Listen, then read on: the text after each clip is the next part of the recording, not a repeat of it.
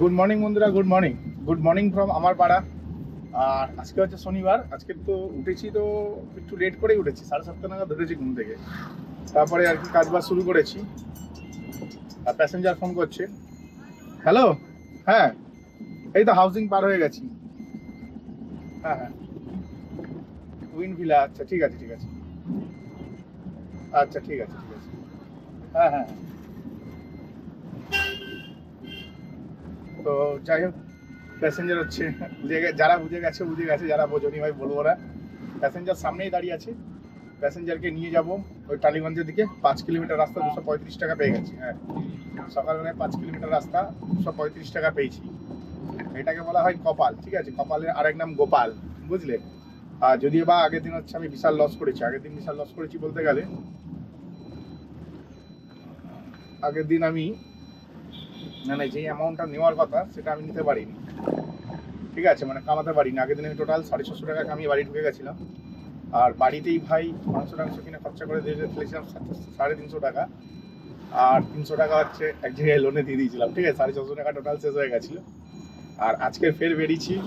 আজকের বেরিয়ে আমার ফার্স্ট কাজ হচ্ছে তোমার 1000 টাকার ওপর সেভিংস করা। হ্যাঁ, 1000 টাকার ওপর সেভিংস করা আমার ফার্স্ট কাজ হচ্ছে 1000 টাকার ওপর সেভিংস করা। আর দেখা যাক কি হয়।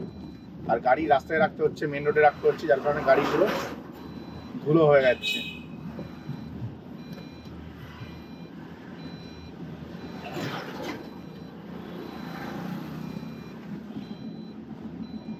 তো প্যাসেঞ্জারের কাছে চলে এসেছি, প্যাসেঞ্জারকে পিক আপ করে নিই। নেক্সট ট্রিপে কথা হচ্ছে তোমাদের সাথে। আমি এখন আরেকটা ট্রিপ পেয়ে গেছি। হ্যাঁ, আমি আরেকটা ট্রিপ পেয়ে গেছি। আর সত্যি কথা বলতে ভীষণ বুদ্ধি খাটিয়েছিলাম সকালবেলায়।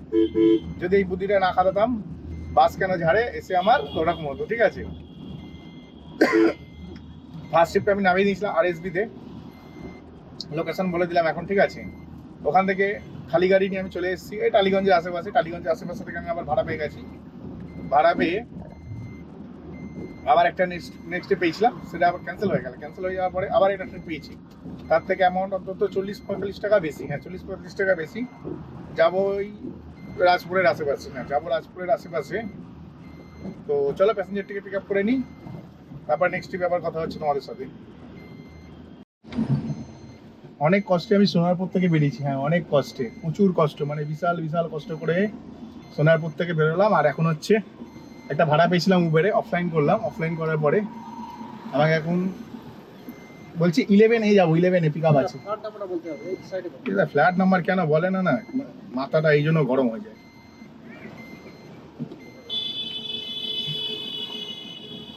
কোনো ফ্ল্যাট নাম্বার বলতে চাই না। আগের ট্রিপটাতে ভাই হিউজ প্রফিট করেছি। আর তার আগে একটা ট্রিপ করেছি অফলাইন ট্রিপটার ব্যাপারে বলে দিই। আমি ছিলাম বিপত্তারিণী মন্দির, যেটা হচ্ছে রাজপুর থেকে প্রায় 4 কিলোমিটার আরো ভেতরে, মানে বারুইপুর বা সোনারপুর, মানে বারুইপুরের কাছাকাছি বলতে পারো। তো অত দূর চলে গেছিলাম। তো এখানে না যাত্রী সাথীদের ভাড়াটা ঢুকেছিল। আর ওখানে দেখাচ্ছিল না রাজপুর সোনারপুর যাবে। তো আমি সেই হিসাবে নিয়ে গেছি। ওরে বাবা, ট্রিপ স্টার্ট করার পর দেখি বিপত্তারিণী মন্দির। আমি বলি যা, এলো পড়েছে, ফেসে গেলাম। তো বিপত্তারিণী মন্দির থেকে আমি 1 কিলোমিটার গাড়ি বের করে নিয়েছিলাম অলরেডি মেন রোডে। তারপরে ওখান থেকে যে কটা ভাড়া পাচ্ছিলাম, অলমোস্ট 40 মিনিট বসার পরে উবেরে একটা ভাড়া পাই। যেই ভাড়াটি হচ্ছে 2 কিলোমিটার যাই হচ্ছে বোরালের ভেতর দিকে। একদম বোরালের ভেতর থেকে যাচ্ছি, মানে যেই ফ্ল্যাটটাতে যাচ্ছি সেই ফ্ল্যাটটা খুব নাম করা, মানে ওখানকার সমস্ত মানুষ ক্যাবই বেশি ব্যবহার করে। তো যার জন্য আমি ওই অফিসার, মানে এই যে যিনি আর কি গাড়ি বুক করেছিলেন যে স্যারটা, ওনাকে বললাম যে দেখুন আমরা অফলাইন গেলেই যাবো, অনলাইন যেতে পারবো না, কারণ অনলাইনে আমাকে 80 টাকা ভাড়া দেখাচ্ছে। উনি আমায় বলছে আমাকে 120 দেখাচ্ছে। আমি দেখুন 40% আপনার থেকেই কেটে রেখেছে, তাহলে আর কি গাড়ি চালাবো। বলতে উনি ইজিলি বুঝে গেল, বললো দাদা তুমি চলে আসো, নিশ্চিন্তে থাকো, আগে তুমি আসো, তারপর হচ্ছে এসে ক্যান্সেল করো। আমি গিয়ে ক্যান্সেল করে দিলাম 120 টাকায় অফলাইনে। মেরে দিলাম 2 কিলোমিটার রাস্তা। হ্যাঁ, 2 কিলোমিটার 120, সেখানে আমাকে 1.5 কিলোমিটার যেতে হয়েছিল। এবারে 3.5 কিলোমিটার টোটাল তেল পড়েছিল। 3.5 কিলোমিটার তেল পড়ার পরে আমি ওখানে গিয়ে একটি টক দই কিনি। এই হচ্ছে রুমালের ভেতরে টক দই রাখা আছে, দেখো। ঠিক আছে, তো টক দই কিনি, এবার খাবো বলে রেডি হই।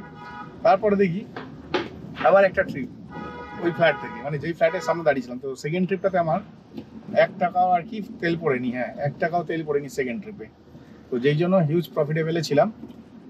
আর সেকেন্ড ট্রিপটাতে আমি 8 কিলোমিটারও নিয়ে আসিনি, 7.5 কিলোমিটার নিয়ে এসে প্রায় 272 টাকা পেয়েছি। বুঝতে পারছো, 272 টাকা পেয়েছি 7.5 কিলোমিটার রাস্তায়। আর আমি এখন আছি সন্তোষপুরের ভেতর দিকে, আর এদিক থেকে একটা ট্রিপ পেয়ে গেছি, মনে হচ্ছে ওই 3 কিলোমিটার নিয়ে যাবো 150 টাকায়। হ্যাঁ, 3 কিলোমিটার 150 টাকায়। আর এই ট্রিপটা ঠিক আমি নিয়ে যাবো হচ্ছে এতেই, ওই তোমার ওই আনোয়ারসা রোডে। কোন জায়গাটা এক্সাক্ট বলবো না, এক্সাক্ট কোথা থেকে পিক আপ করছি সেটাও বলবো না, কারণ একটু সমস্যা হয়ে যাচ্ছে। ঠিক আছে, তো চলো যাই, প্যাসেঞ্জার টিকিট পিক আপ করে নিই, নেক্সট ট্রিপে আবার কথা বলবো। যারা একটু বুদ্ধিমান আছো তারা আমার কথা বুঝতে পারবে, আর যারা বুদ্ধিহীন আছো তাদেরকে কিছু বলার নেই। তো এখন যে ট্রিপটা পেয়েছি সেটা খুব একটা ভালো ট্রিপই পেয়েছি, খুব একটা খারাপ না। আর আমার শাশুড়ি মায়ের আজকে ছুটি হয়ে গেছে, ঠিক আছে, ওনাকেও পিক আপ করতে হবে, ওনাকেও বাড়ি নিয়ে যেতে হবে। তো বুঝে উঠতে পারছি না কি করব, মানে কতটা কাজ করলে কত কি আর্নিং হবে বুঝতে পারলাম না। 1,000 টাকা তো আর্নিং করেই ফেলেছি, নো ডাউট, কিন্তু চাইছিলাম যে 2,000 টাকা আর্নিং করার পর যদি ওনাকে নিয়ে যেতাম তাহলে একটুখানি মনটা খুশি খুশি থাকতো আর কি। আগের দিন কাজ কামাই হয়ে গেল, 450 টাকা আমি বন্ধ করে দিলাম। তো সেই জিনিসটা আজকে করলে হবে না, আজকে কাজ করতে হবে। আমি এখন আবার একটা ভাড়া পেয়ে গেছি। হ্যাঁ, আমি এখন আছি সাউথ সিটি এরিয়াতে, আর আমি এখান থেকে একটা ভাড়া পেয়ে গেছি, আর প্যাসেঞ্জারকে নিয়ে যাবো ঠাকুরপুকুর এরিয়াতে।